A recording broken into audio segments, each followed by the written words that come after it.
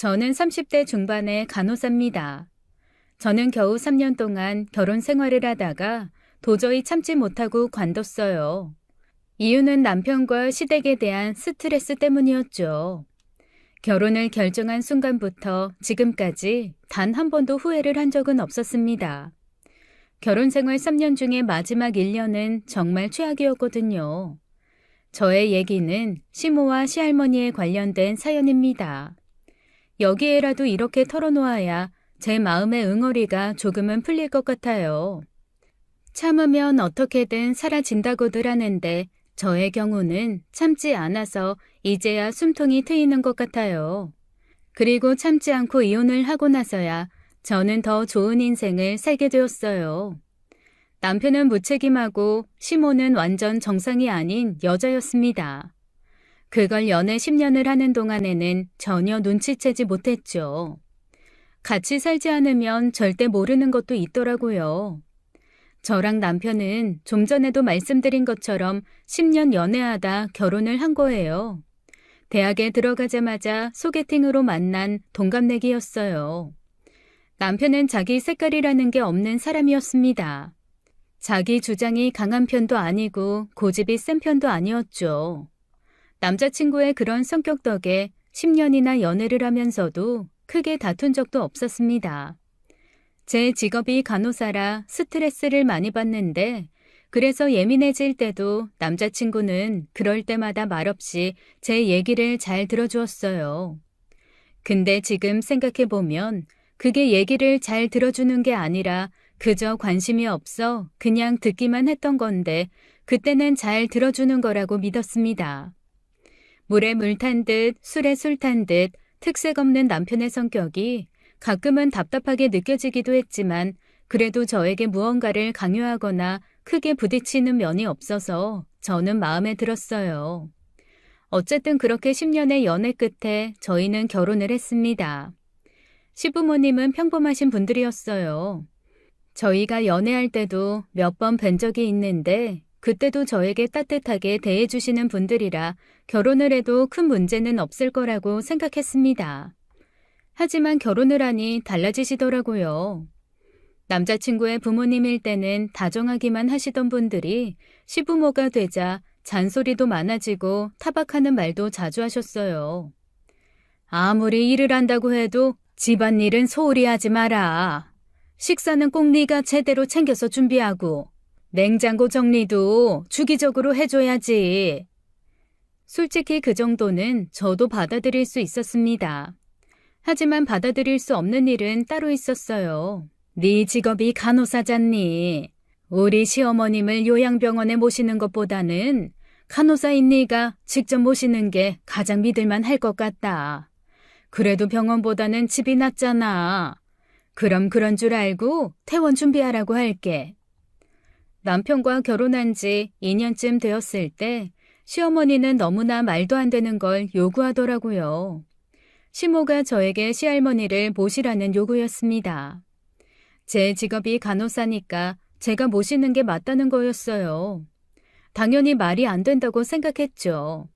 그리고 그렇게 하면 어떻겠니 하고 상의를 하는 게 아니라 완전히 통보였어요. 저는 지금 병원에 다니고 있잖아요. 그리고 요양병원이면 의사도 있는데 굳이 제가 모시는 건 말이 안 되는 것 같아요. 지금 계시는 요양병원에서 지내시는 게 가장 안전하죠. 그리고 저 자신도 없어요. 저는 당연히 그럴 수는 없다고 반대했죠. 그리고 실제로 병원에 입원해서 지내셔야 하는 분이 집으로 오면 제가 아무리 간호사라고 하더라도 급한 상황이 생겼을 때 그에 대한 처리가 어려운 것도 사실이었습니다. 그리고 자기의 시어머니를 왜 며느리에게 모시게 하냔 말이에요. 제가 할머님을 모시면 안 되는 이유는 충분했습니다. 하지만 시어머니는 제 말을 들을 생각도 하지 않더라고요. 그럼 직장을 그만두더라도 시할머니를 모시는 게 맞지. 나도 내가 간호사였으면 진작에 그렇게 했어. 그래도 집에서 모시는 게 가장 좋지 않겠어? 근데 왜 하필 그 역할을 제가 해야 하느냐는 게 문제였죠. 아무리 제가 간호사라고 해도 그렇지 너무 억지였어요.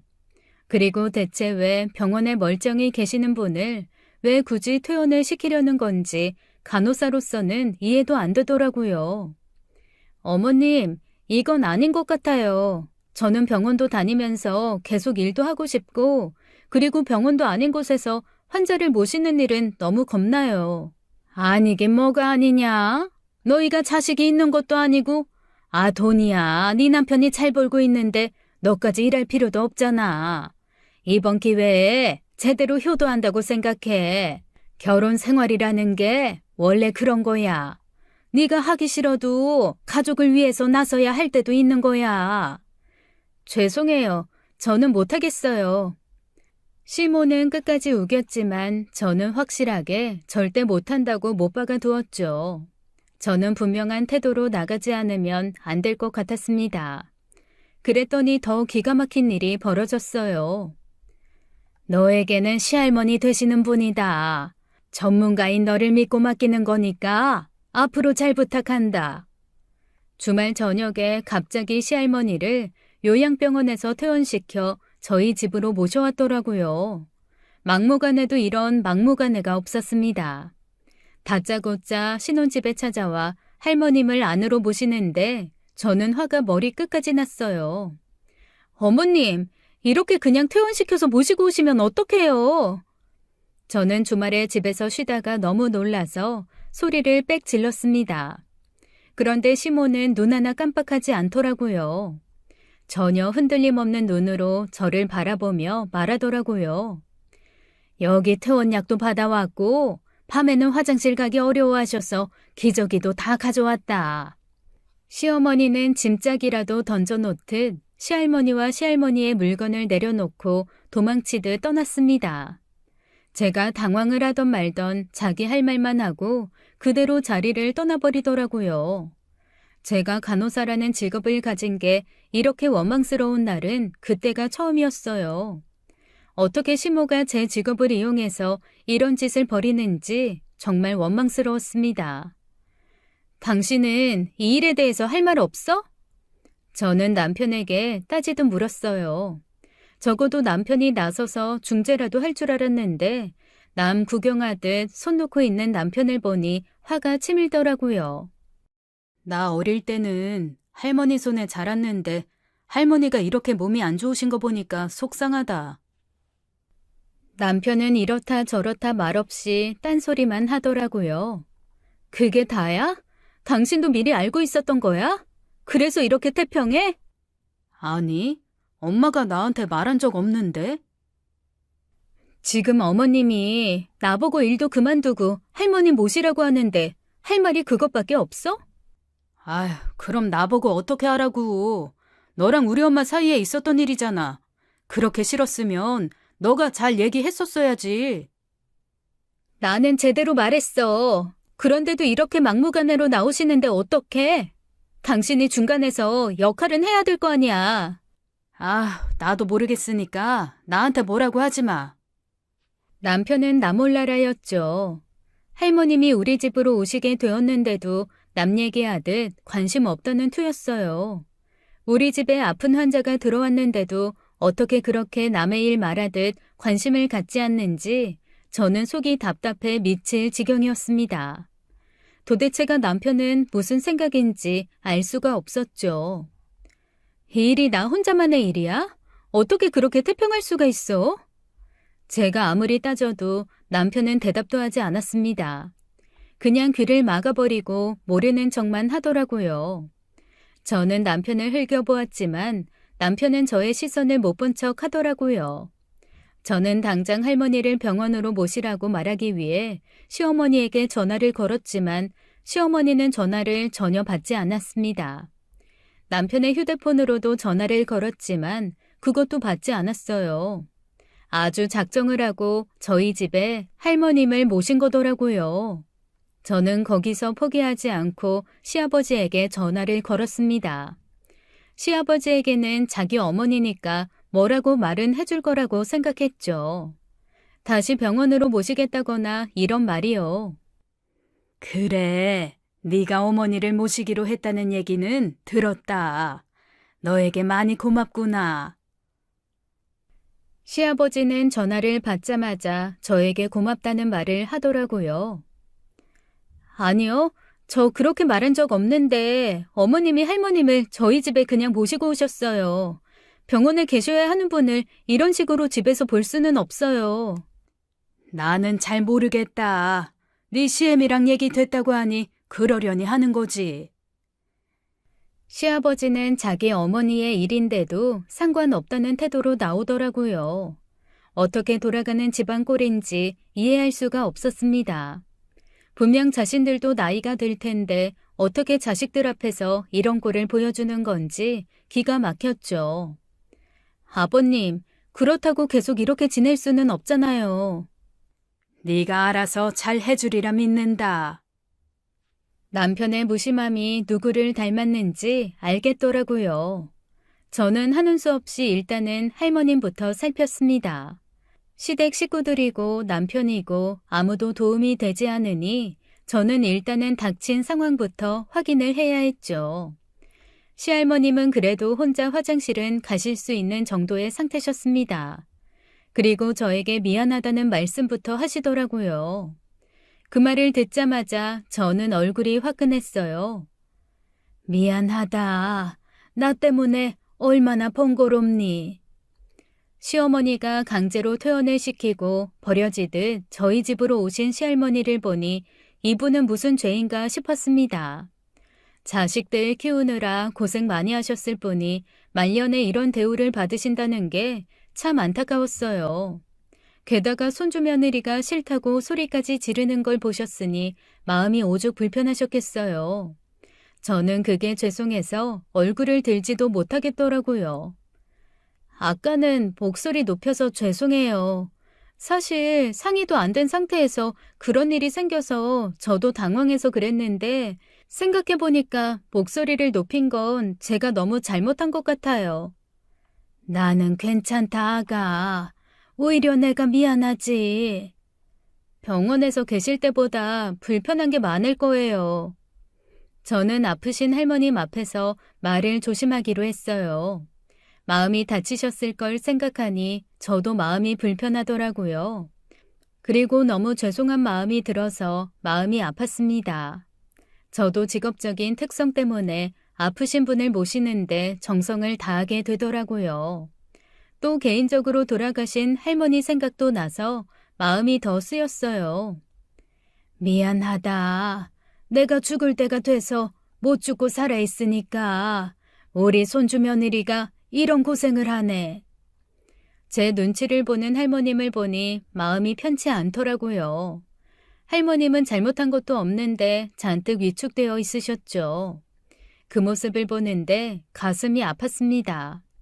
잘못이 있다면 시모에게 있지 할머니는 아니잖아요.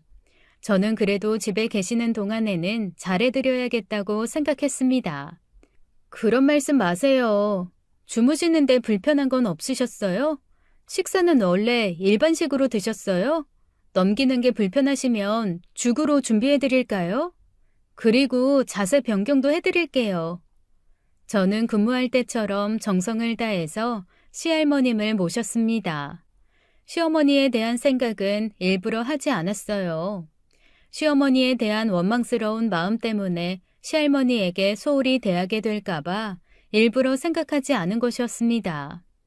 제가 할머니를 모실 때 남편은 뭐하고 있었는지 아시나요? 아무것도 하지 않았습니다. 전혀 도움을 주지 않았죠. 할머니 식사를 챙기는 것도 잠자리를 봐드리는 것도 하다못해 가벼운 대화를 나누는 것조차 잘 하지 않더라고요. 자기를 키워주신 분이라면서 그렇게 무심한 태도를 보이는 게 저로서는 이해가 되지 않았습니다. 그래도 내가 당신 할머니 모시는 건데 도우려는 노력은 해야 되는 거 아니야? 내가 뭐 아나? 할머니 모시는 건 당신이 맡아서 하기로 한 거 아니었어? 대화는 좀 나눠볼 수 있잖아. 어릴 때 키워주신 분이라며. 나 일하고 와서 피곤해. 나는 일 안 해? 나도 스트레스 받을 때 있는데 그래도 할머님 생각하면 잘해드리고 싶어서 노력하는데 당신이 좀 도와줄 수 있잖아. 그만 좀 하자. 당신이 알아서 그냥 좀 잘해줘.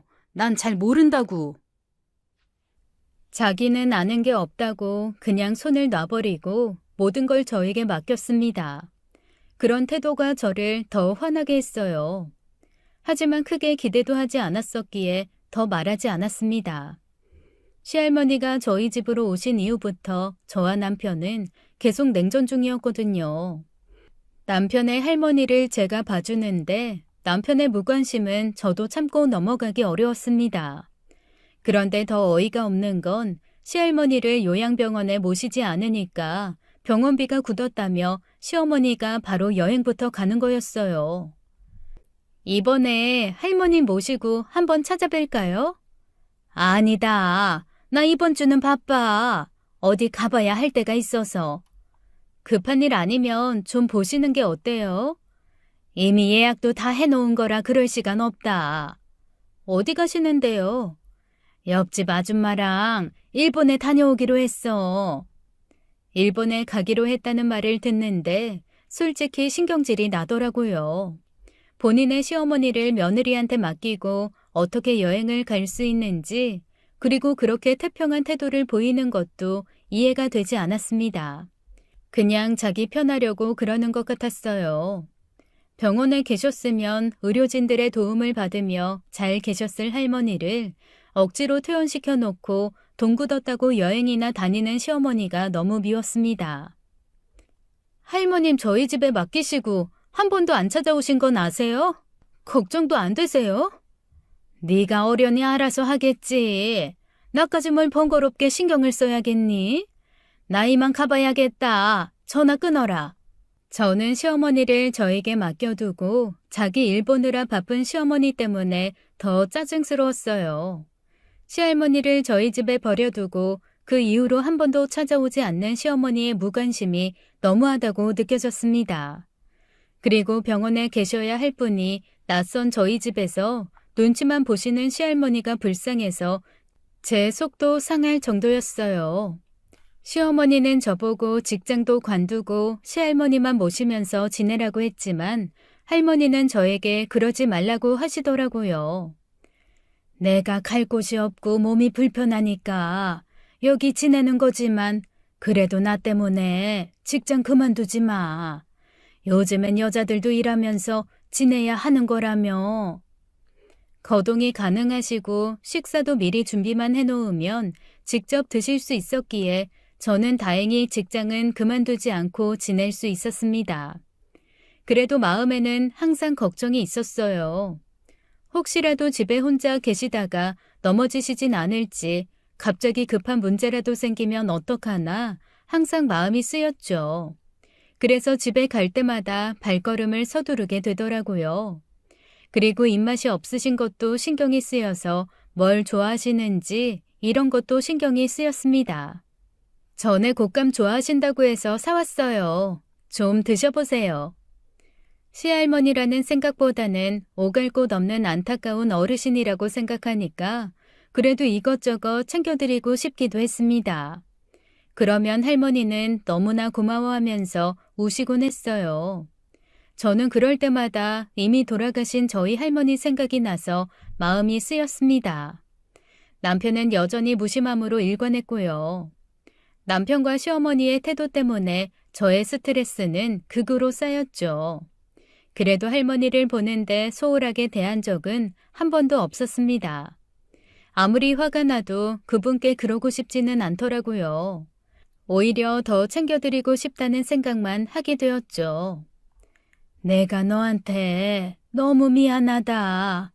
내가 못나서 손주 며느리에게 폐만 끼치고 너무 미안하고 고마워. 그런 말씀 마시고 식사 잘 드시고 거동하실 때마다 넘어지는 일 없게 항상 주변 잘 살피시고요. 할머니가 고마워하실 때마다 저도 표정이나 말투가 더 부드러워졌습니다. 처음에는 억지로 떠맡았던 할머니지만 그래도 점점 정이 생기더라고요. 저는 더 꼼꼼하게 할머니를 봐드리고 불편함이 없으시도록 항상 살폈습니다. 너무 안 됐다는 마음이 들어서 그랬어요. 그런 마음을 아셨는지 할머니도 저를 힘들게 하지 않으시려고 웬만하면 스스로 하시려고 노력하셨습니다. 그러던 어느 날 할머니가 놀라운 말씀을 하시더라고요. 나한테 땅이 하나 있어. 워낙 시골이라 돈은 얼마 안 되겠지만 난 그거 우리 손주 며느리한테 주고 싶어. 다른 사람 말고 꼭 너한테 주고 싶다. 갖고 있는 땅이 있으신데 저에게 주고 싶다고 하시는 겁니다. 저는 솔깃한 생각보다는 겨우 이런 일로 제가 너무 큰 걸 받는 게 마음에 걸리기만 하더라고요. 저에게 미안한 마음과 고마운 마음을 가지시는 것 같지만 그런 식으로 땅을 받는 건 싫었어요. 그 땅을 왜 저에게 주려고 하세요? 저는 땅 받고 싶은 욕심 없어요. 주는 건 내 마음이니 받아. 저 찝찝해서 그렇게 못해요. 막말로 어머님 아버님이 아시면 저한테 뭐라고 하시겠어요? 내가 내 땅 준다는데 내가 주고 싶은 사람한테 주겠다는데 지들이 무슨 자격으로 끼어들어? 나 귀찮아하는 것들이. 시할머니는 저한테는 미안해하고 고마워하셨지만 시부와 시모에 대해서는 못마땅한 게 많은 것 같았습니다. 그분도 아셨겠죠. 시어머니가 자신을 버리듯이 저에게 맡겼다는 것을요. 그리고 한 번도 찾아오지 않는 자식들을 보면서 얼마나 씁쓸하셨을까요? 그래도 저는 그게 어떤 땅이든 받을 수 없어요. 마음은 감사하지만 저도 이제 할머님한테 정도 들었고 뭐 바라는 마음으로 곁에 있는 거 아니에요. 할머님께 했던 말은 진심이었습니다. 무언가 받고자 하는 마음으로 대한 건 아니었어요. 저에게 미안한 마음에 땅을 주시겠다고 하는 게 마냥 좋지만은 않았습니다. 할머니에 대한 정이 들어서 그런지 저에게 미안해하지 마시고 이제는 편히 지내셨으면 좋겠다고 생각하고 있었죠. 어쨌든 이렇게 같이 지내게 된 거 이왕이면 할머니의 마음이 편하고 저를 너무 불편해하지는 않으셨으면 했습니다. 그럼 내가 그냥 주는 거 아니고 파는 걸로 할 테니 네가 내 땅을 사는 건 어때? 내가 싸게 팔 테니까 네가 사는 거야. 당장은 쓸모없는 땅이라도 나중에는 유용하게 쓰일 수 있을 거야. 평수가 그래도 300평은 돼. 내 세대에는 의미가 없을지 몰라도 내 다음 세대에게는 분명 유용할 거라고 믿고 산 거야. 땅이라는 게 그렇잖아. 땅을 파신다고 하니까 그때는 좀 관심이 생겼습니다. 300평이나 되는 땅이라고 하니 궁금하긴 하더라고요. 그래서 저는 냉전 중이라는 사실도 있고 남편에게 물었습니다. 어쨌든 땅을 사야 하는 일이니 남편의 의사는 묻고 싶었어요. 할머니가 시골에 300평쯤 되는 땅을 갖고 계신데 나한테 싸게 팔고 싶다고 하시는데 어떻게 생각해? 그 깡시골에 있는 땅을 뭐하러 사? 굳이 귀찮게 그런 거 살 필요는 없을 것 같은데. 그냥 한 귀로 듣고 한 귀로 흘려. 남편은 땅을 사는 거에 큰 관심이 없는 것 같더라고요. 시골에 있는 땅이라고 무시하는 건지 남편은 그저 무심했어요. 당초에 무슨 일에 관심이 있는 건지 알 수 없는 사람이었죠. 침착하고 흔들림이 없다고 생각했던 모습이 알고 보니 모든 일에 그저 무심한 거였어요. 무르나 만하였습니다. 저는 남편의 무관심에도 불구하고 그 땅에 계속 관심이 생겼습니다. 그리고 친정엄마에게 말을 했죠. 무조건 사. 할머니 말씀이 맞아. 시골 땅이라고 해도 나중에 어떻게 유용할지 모르는 거잖아. 요즘엔 지방도시도 활성화한다고 도시계획 많이 세우고 그래. 제 얘기를 들으니 친정엄마는 저보다 더 많이 관심을 가지시더라고요. 친정엄마는 그런 기회를 놓치지 않아야 한다고 강조하셨습니다.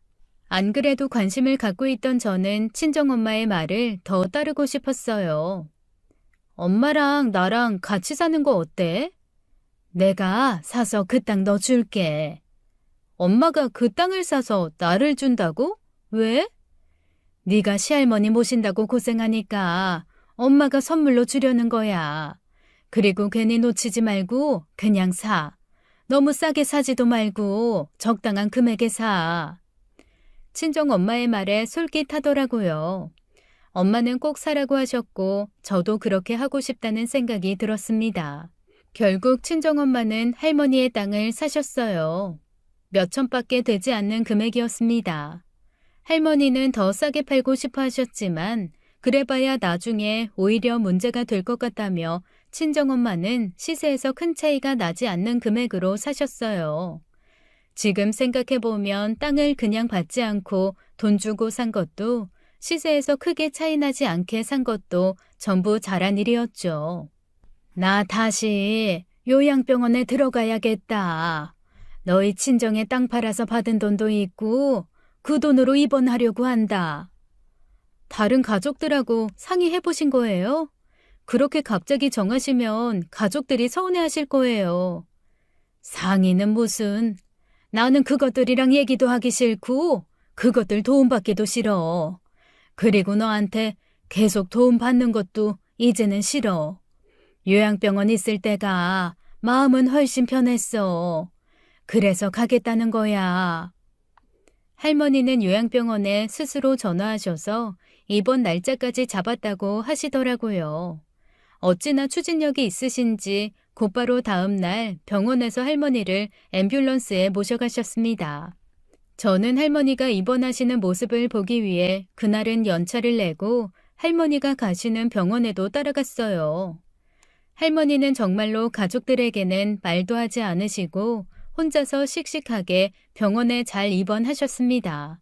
입원비까지 스스로 버신 할머니의 표정이 너무 밝아 보여서 안심할 수 있었어요. 이제 할머니를 돌봐야 한다는 책임감에서는 벗어났지만 어쩐지 할머니가 계시던 빈방을 보니 조금은 씁쓸했습니다. 그 잠깐 사이에 저도 할머니에게 확실히 정이 들었구나 생각했죠. 할머니가 정말로 원해서 입원한 거야? 자기 할머니가 집에 계실 땐 관심도 없던 남편이 묻더라고요. 막상 할머니가 안 계시니까 이제와 걱정이 되는 모양이었어요. 누가 보면 남편의 할머니가 아니라 저의 할머니라고 생각할 만큼 무심할 때는 언제고 이제 와서 물어보니 마음 같아선 제대로 대답도 하기 싫었습니다. 직접 전화까지 하셔서 입원하셨어. 나도 병원에 다녀왔는데 표정은 좋아 보이시더라. 엄마랑 아버지도 아는 거야? 나한테 할머니 잘 지내시냐고 묻는데 모르시는 것 같아서. 할머님이 말씀하기 싫다고 하셔서 나도 따로 말씀드리지는 않았어. 근데 당신은 어릴 때 할머니 손에 자랐다고 하면서 왜 그렇게 할머님한테 무심했어? 입원하시는 것도 내가 미리 말했는데 같이 병원 갔으면 좋잖아. 남자들은 원래 무심하고 그래. 그리고 당신이 전문가인데 당연히 나보다 알아서 잘할 거라고 생각했지. 남편의 말에 저는 어이가 없었습니다. 남자들은 원래 그래라는 말이 무책임하게 들렸어요. 제 눈에는 그저 귀찮아서 신경 쓰지 않는 걸로 보였습니다. 이 남자가 원래 이렇게 무책임한가 솔직히 그날은 진지하게 생각해보게 되더라고요. 내가 이런 남자인지 모르고 결혼을 했나, 연애할 때도 이렇게 무책임했나, 괜히 결혼한 건 아닌가, 별의별 생각이 다 들었습니다. 남편의 태도가 실망스럽기도 했고요. 그리고 며칠 뒤에 난리가 났습니다. 저는 일을 하던 도중에 시어머니의 전화를 받았다가 귀가 터지는 줄 알았어요. 너 제정신이야? 네가 뭔데 나한테 상의도 하지 않고 우리 어머님을 요양병원에 모셔? 이게 감히 할머니 보기 귀찮다고 지 마음대로 해? 너 그거 어디서 배운 버르장머리야?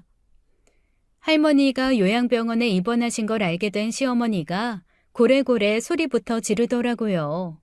저한테 할머님을 맡기고는 한 번도 찾아와 보지 않았으면서 입원했다는 소식에 이토록 화를 내는 게 이해할 수 없었습니다. 정말로 할머니를 위하는 마음에서 그러는 건 아닌 것 같았죠. 할머님 상태에서는 가정집에 계시는 것보다 병원이 안전해요.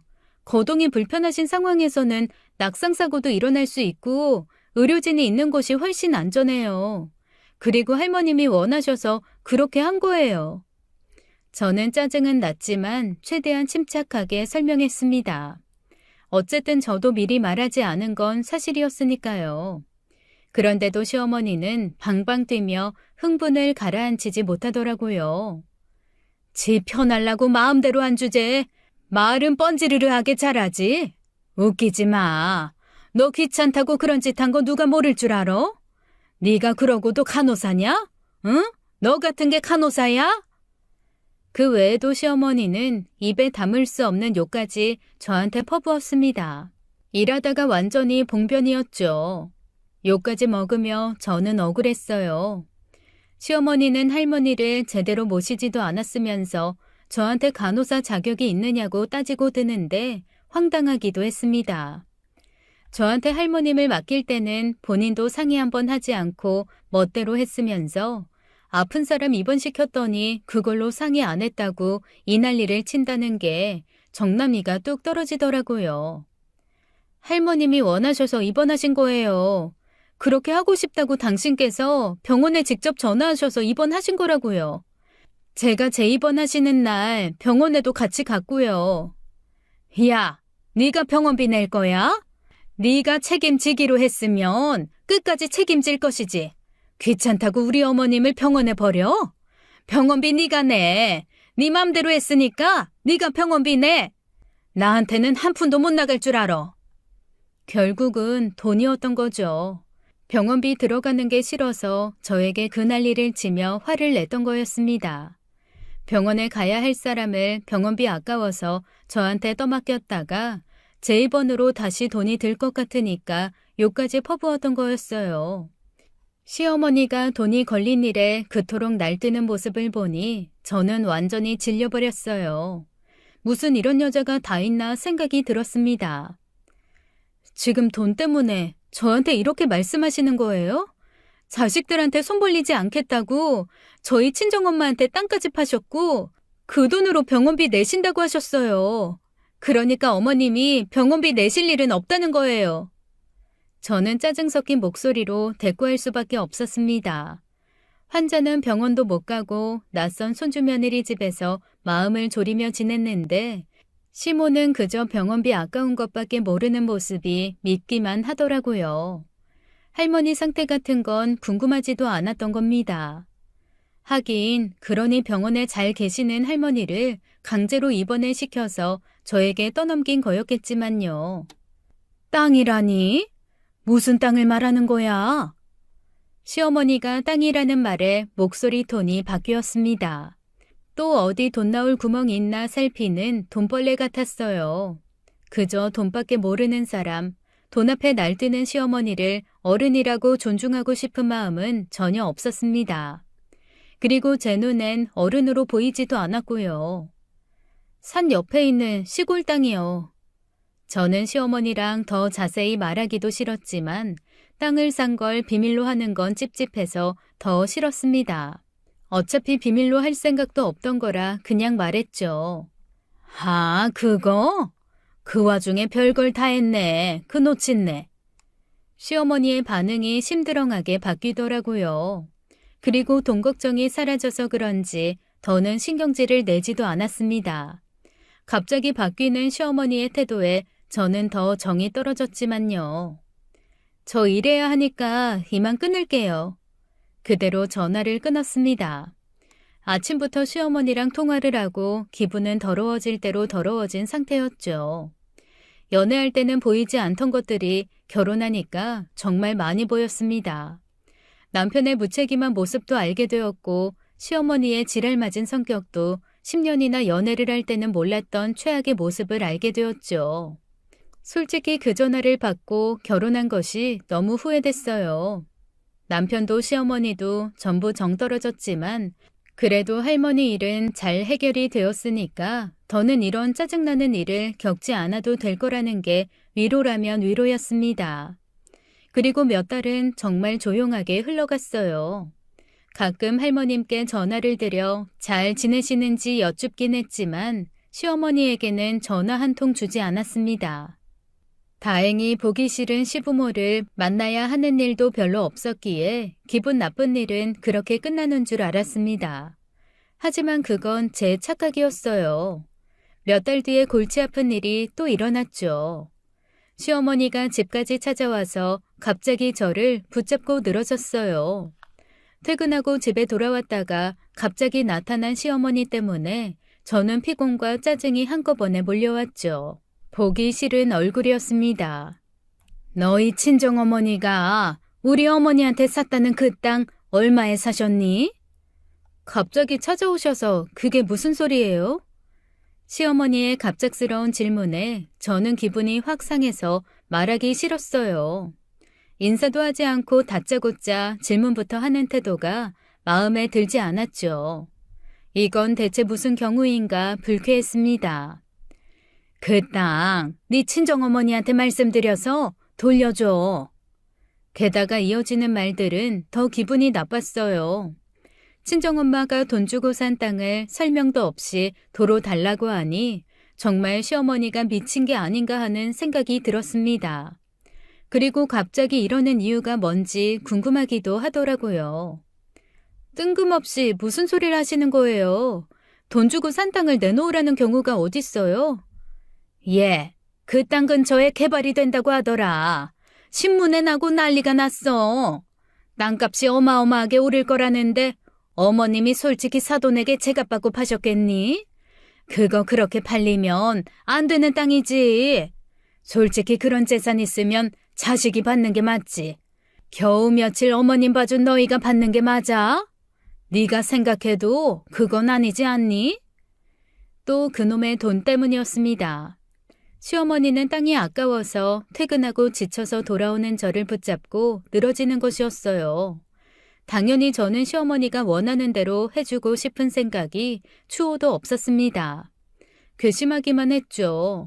시어머니의 그런 태도가 괘씸해서 절대로 땅을 돌려주고 싶지 않았어요. 저희 엄마가 팔기 싫다고 하면 안 되는 거죠. 땅의 명의가 이미 제 걸로 바뀌어 있었지만 일부러 말하지 않았어요. 그러니까 네가 사돈한테 말을 잘해야지. 당장 전화해서 네가 말해. 돌려달라고. 시어머니가 저에게 애원을 하더라고요. 아주 간절하게 발을 동동 구르며 애원을 하는데 고소하기만 했습니다.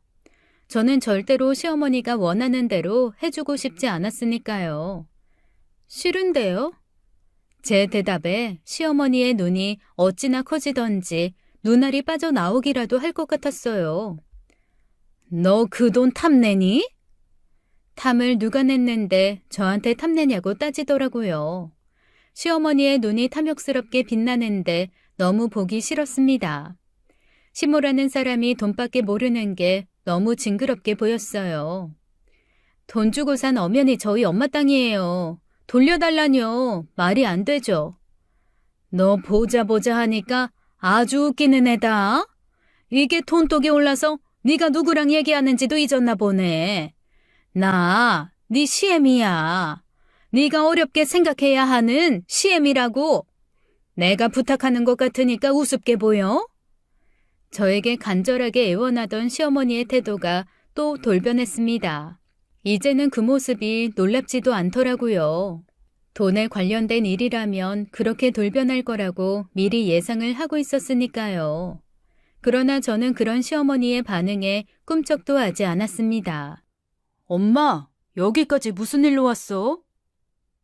그때 뒤늦게 퇴근하고 집에 온 남편이 갑자기 나타난 시어머니를 보고 물었습니다. 시어머니는 남편을 보자 자기 편이 생겼다며 화난 얼굴로 변하더라고요. 네 할머니 땅 있잖아. 그거 네 장모가 아주 헐값에 산 것 같은데 그 땅이 글쎄 개발되는 지역에 포함된다는 거야. 그래서 내가 그 땅 좀 돌려달라고 했더니 얘가 안 된다고 버틴다 글쎄. 에이, 돈 주고 산 땅을 그냥 달라고 하면 안 되지. 똑같은 값은 줘야 하는 거 아니야? 그래, 그럼 내가 똑같은 금액 줄 테니까 돌려줘. 그 정도는 나도 하려고 했다. 시어머니가 아주 당당하게 말하더라고요. 그것도 택도 없는 소리였죠. 저는 시어머니가 원하는 대로 해줄 생각은 없었습니다. 억만금을 준다고 해도 시어머니에게는 그 땅을 팔고 싶지 않았어요. 싫어요. 그 땅은 저희 친정에서 알아서 하게 둘 거예요. 제 태도에 시어머니가 기가 막혀 하시더라고요. 똥 밟았다 생각했겠죠. 그렇게 느끼게 하는 게 제 목표이기도 했습니다. 엄마, 나 피곤해. 계속 이런 얘기만 할 거야? 내가 오늘은 늦었으니까 일단은 가는데 너 생각 잘해. 평생 나한테 시달리고 싶지 않으면 생각 잘하는 게 좋을 거다. 시어머니는 남편이 피곤하다는 말에 더는 버틸 수 없다고 생각했는지 그제서야 자리를 뜨더라고요. 하지만 남겨진 저는 기가 막혔습니다. 평생 시달리고 싶지 않으면 생각 잘하라는 말은 협박이 아닌가요? 며느리한테는 자기 마음대로 해도 된다고 생각하니 그런 식으로 말을 하는 거겠죠. 당신은 이게 맞다고 생각해? 저는 남편에게 물었습니다. 남편이 시어머니의 행동에 대해 어떻게 생각하는지 알고 싶었어요. 이걸 보고도 별 반응이 없다면 이 남자와 사는 것을 진지하게 고민해 볼 생각이었습니다. 시어머니의 정상적이지 않은 행동에 중재를 못할 사람인지 그래도 개선의 여지가 있는 사람인지는 알아야 했어요. 뭔 소리야? 남편은 마치 그 자리에 없었던 사람이라도 되는 것처럼 뜬금없다는 표정을 지으며 저를 바라보더라고요. 어쨌든 우리 엄마가 산당이잖아. 그런데 그냥 다짜고짜 내놓으라고 하면 내놓아야 돼? 이게 말이 된다고 생각해? 그러게. 애초에 할머니는 왜 모시고 그 땅은 왜 산 거야? 남편이 짜증 섞인 목소리로 대답을 하는데 저는 기가 막혔습니다. 다른 말보다도 할머니를 왜 모셨냐는 말이 가장 기가 막혔죠. 남의 할머니도 아니고 자기 할머니를 어떻게 그렇게 말할 수 있는지 말이 안 된다고 생각했어요. 그리고 자기 할머니를 제가 그렇게 정성껏 돌봐드렸는데 고마워하기는커녕 오히려 복잡한 일을 제가 만들었다고 탓을 하고 있으니 저는 이 남자에게 완전히 정이 떨어지더라고요. 그게 내가 선택한 일이었어? 나도 갑자기 할머니 떠맡았던 거잖아. 그리고 당신이 그때 뭐라고 했어? 할머니 손에 자라서 어쩌고 그런 말 했어, 안 했어? 난 그냥 할머니 손에 자랐다고 말한 거지. 내가 할머니 모시는 거 찬성한다는 뜻은 아니었어. 내 할머니야? 당신 할머니잖아. 찬성하지 않으면 당신이 어머님한테 제대로 말했어야 했을 거 아니야. 이게 전부 다 내가 이런 일을 만들었다고 말하고 싶은 거야? 그런 무책임한 말이 어딨어. 당신이 알아서 할 줄 알았다고. 대화가 통하지 않는다고 느껴지더라고요. 뭐 이런 사람이 다 있나 싶을 정도로 남편이 낯설게만 느껴졌어요. 아무리 자기 주장도 없고 색깔도 없는 사람이라고 해도 이 정도였나 싶었습니다. 그 순간 모든 게 명확하게 보이더라고요. 이건 아니다. 이런 결혼 생활은 절대로 계속해선 안 된다고요. 이런 남편을 믿고 계속 살 수도 없고 막무가내인 시모를 계속 보면서도 살 수 없었습니다. 생각해보면 남편은 처음부터 도움이 되지 않았고 돈에 미쳐서 날뛰는 시어머니도 참고 봐줄 수가 없었죠. 이혼해. 나 당신이랑 절대 못 살겠어. 저는 짧은 순간이지만 정확하게 판단하고 한 말이었습니다. 남편은 개선의 여지가 없는 사람이고 답은 이혼밖에 없었죠. 겨우 이런 일로 갖고 무슨 이혼을 해? 남편은 말도 안 된다며 대수롭지 않게 생각하는 것 같더라고요. 하지만 저는 물러날 생각이 전혀 없었습니다. 겨우 이런 일 아니고 진심으로 하는 소리니까 이혼하자고. 제 말에 내내 무심한 표정만 짓던 남편이 처음으로 놀란 얼굴로 저를 바라보더라고요. 제가 진심으로 하는 소리인지 살피는 표정이었습니다. 저는 제 앞에 서 있는 남편 놈에게도 완전히 정이 떨어진 상태였어요. 10년의 연애, 3년의 결혼 생활, 그 어떤 것도 아깝지 않았습니다. 계속 살아간다면 그 시간이 더 아깝게 여겨졌죠. 남편은 매사에 자기 주장 하나 없이 무심하게 굴 거고 시어머니는 돈과 관련된 일이라면 언제라도 저를 못살게 굴 게 분명했어요. 그러니 제가 살려면 이혼을 하는 수밖에 없었습니다. 너무 쉽게 결정하는 거 아니야? 이혼하기 싫다는 거야? 남편은 저의 물음에 대답하지 못하더라고요. 어찌된 게 찍소리 하나도 내지 못했습니다. 이번에도 자기 의견이 뭔지 알지 못하는 게 분명했어요.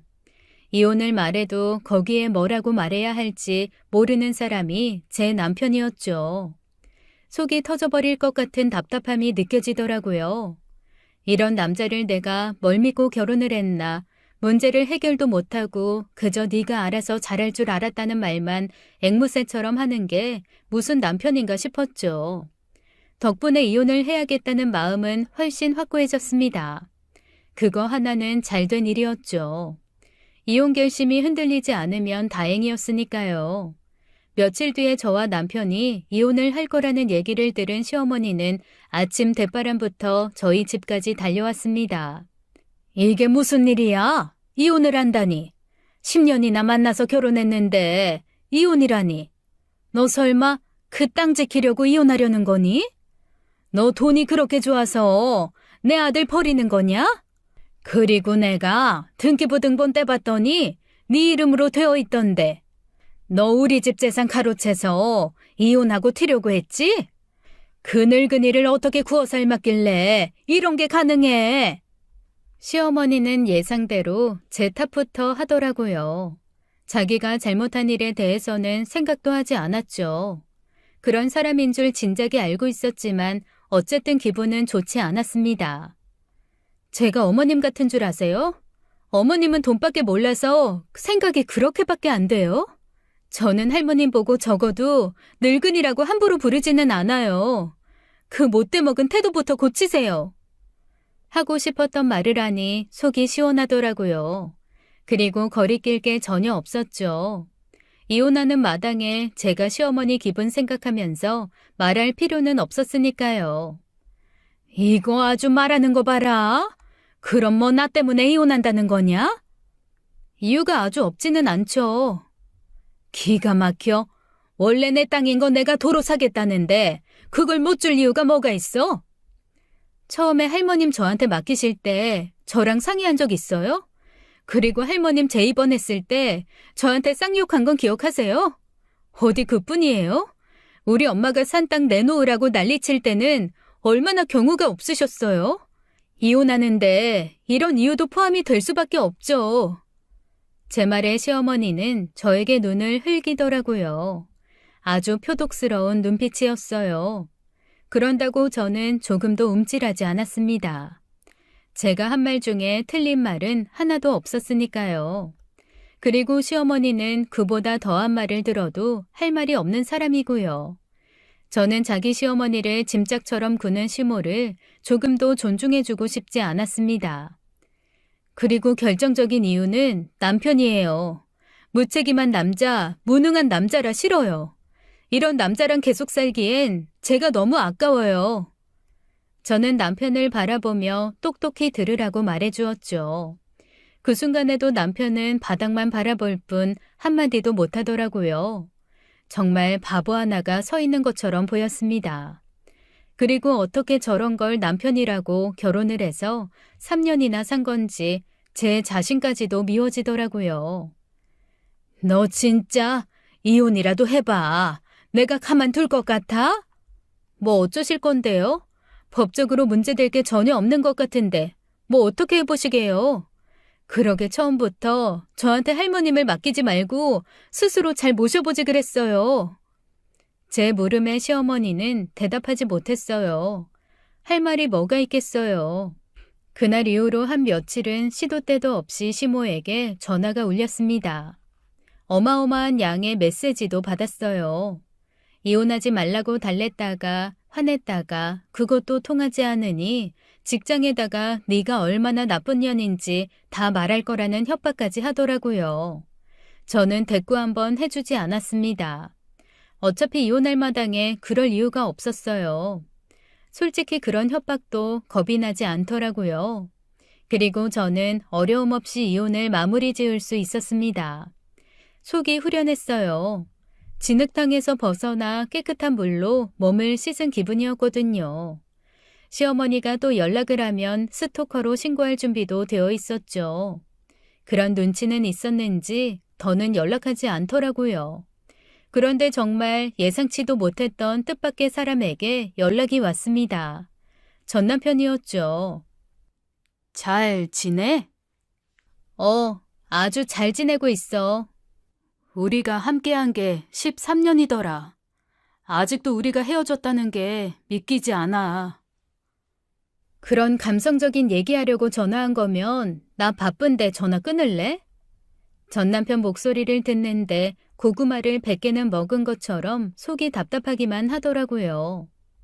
헤어지고 나서 생각해보니까 우리 이혼한 거 잘못 결정한 일인 것 같아. 지나고 보니까 이건 아닌 것 같다는 생각이 들더라고. 전 남편의 말에 기가 막혔습니다. 이제 와서? 라는 생각이 가장 먼저 들었죠.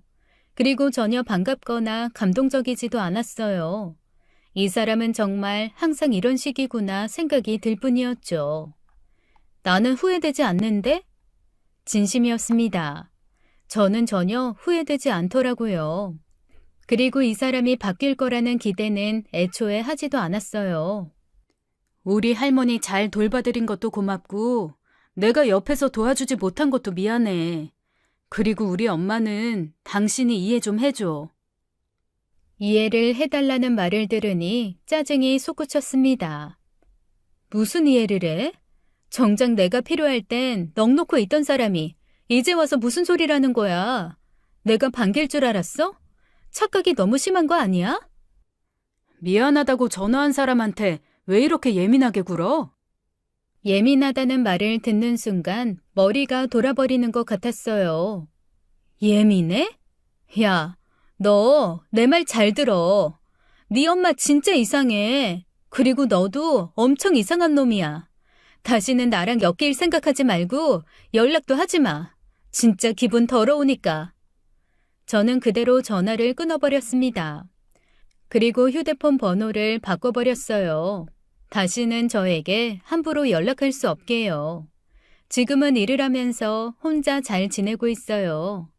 전 남편과 연애부터 결혼 생활까지 13년이나 함께해서 그 빈자리가 크게 느껴질까봐 걱정했는데 전혀 그렇지 않았습니다. 전 남편은 무심한 사람이었잖아요. 다른 말로는 있으나 마나한 사람이었다는 거였습니다.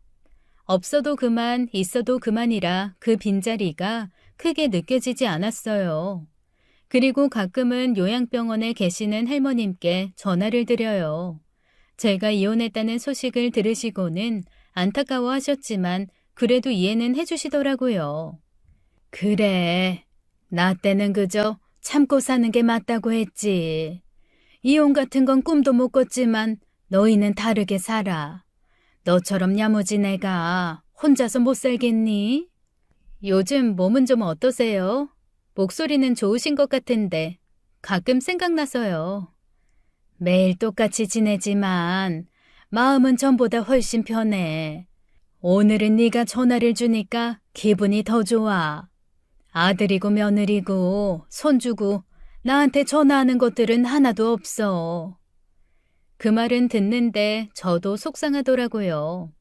그 집안 사람들이 아무도 할머니를 챙기지 않는 것이 화도 나더라고요. 돈 받을 게 있을 때만 관심을 갖고 아무도 할머니를 챙기는 사람이 없었어요. 가끔 제가 찾아뵙고 그래도 될까요? 저희 할머니 생각나서요. 바쁜 사람이 뭐하러 그래. 그래도 와준다고 하면 나야 고맙지. 곶감 가지고 찾아갈게요. 전화도 종종 드리고요. 그렇게 할머니와 저는 시댁 식구들과는 별개로 둘만의 우정을 만들었습니다. 그건 생각 이상으로 저에게 좋은 일이었어요. 어느 날 갑자기 할머니가 제게 전화를 하셔서는 빠른 시일 내로 면회하러 오라고 하시더라고요. 저는 무슨 일이 생긴 줄 알고 곧장 그날 면회를 갔습니다. 지금 갖고 있는 돈 중에 가장 큰 돈이 뭐야? 뜬금없는 질문에 지갑을 보았더니 5만 원권이 하나 있더라고요. 지금부터 내 말 잘 들어. 내가 꿈에서 우리 친정어머님이 나오셨어. 나한테 땅을 사라고 하시더라. 어느 땅을 사냐고 했더니 내가 예전에 갖고 있던 땅에서 멀지 않은 곳에 누군가 급하게 땅을 내놨다고 그걸 꼭 사야 한대. 너는 이 5만 원으로 내 꿈을 산 거야. 그리고 알아봐서 그 땅 근처에 금매로 나온 거 있으면 그거 꼭 사. 내 꿈은 아주 잘 맞으니까 속는 셈 치고 한번 해봐. 저는 5만 원에 할머니의 꿈을 샀어요. 땅을 진짜 살지 안 살지는 모르겠지만 용돈 드리는 느낌으로 드렸죠. 그리고 이 재미난 얘기를 저희 엄마에게 들려드렸어요. 어머, 그건 꼭 사야 돼. 너 그 말 무시하지 말고 진짜 알아봐. 에이, 그냥 꿈인데 뭘. 근처에 금매로 나온 땅이 있는지 알아만 봐봐. 엄마가 하도 성화여서 다음날 부동산을 통해 금매로 나온 게 있냐고 물어봤죠. 그랬더니 정말로 있다고 하는 거예요. 마침 어제 아침에 금매로 싸게 나온 땅이 있었는데 부동산 업자가 오히려 놀라면서 어떻게 알았냐고 묻더라고요. 소름이 쫙 끼치면서 저는 뭔가에 홀린 듯 그 땅을 샀어요. 할머니에게 살 때보다 훨씬 적은 금액이었어요. 그리고 어떻게 되었느냐고요? 그야말로 대박이 났습니다. 그 근처가 전부 개발지역으로 기사가 났던 건 이미 알고 있는 사실인데 제가 할머니 말을 듣고 산 땅에 큰 병원이 하나 생긴다고 하더라고요. 그래서 병원 측에서 저에게 그 땅을 사겠다고 하더라고요. 저는 거의 10배는 되는 돈으로 그 땅을 팔았습니다. 경사도 그런 경사가 없었죠. 저희 엄마는 그날 거실에서 막 춤까지 추며 즐거워하셨어요. 야, 너 이혼하길 잘했다. 너 이혼하니까 이렇게 일이 술술 풀리니. 저희 엄마처럼 딸의 이혼을 좋아해주는 엄마도 없을 거예요. 저도 그 말을 듣는데 맞는 말이라는 생각이 들었습니다. 저는 간식이랑 꽃감을 잔뜩 싸서 할머니를 찾아뵀죠. 할머니가 말해주신 그 땅 진짜 대박이었어요. 당연하지. 내 꿈이 얼마나 신통한데. 할머니와 저는 깔깔 웃으며 그날 간식을 나눠 먹었어요. 저는 요즘도 시간이 나면 할머니를 찾아가고 있습니다. 할머니의 옛날 얘기도 듣고 저는 일하는 얘기를 하면서 수다도 많이 떠는데 제법 마음이 잘 맞는 친구로 잘 지내고 있어요. 그리고 할머니 꿈을 사서 번 돈으로 아주 여유롭게 넉넉하게 잘 살고 있습니다. 재산이 많아져서 그런가 일할 때도 스트레스를 덜 받아요. 마음도 그 어느 때보다 편안하게 지내고 있습니다. 여기까지가 저의 사연이에요. 긴 얘기 들어주신 모든 분들에게도 좋은 일이 가득 생기길 바랄게요. 지금까지 사연 읽어주는 남녀였습니다. 끝까지 시청해주신 여러분 감사드리며 저희는 다음 사연으로 돌아올게요. 감사합니다.